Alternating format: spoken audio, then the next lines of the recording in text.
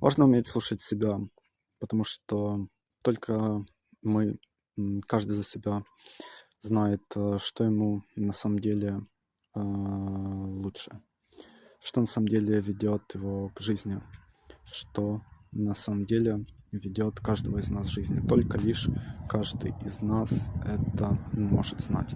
Мы можем слушать других людей, но в итоге, в конечном итоге все равно мы принимаем решение слушать других людей. Вот,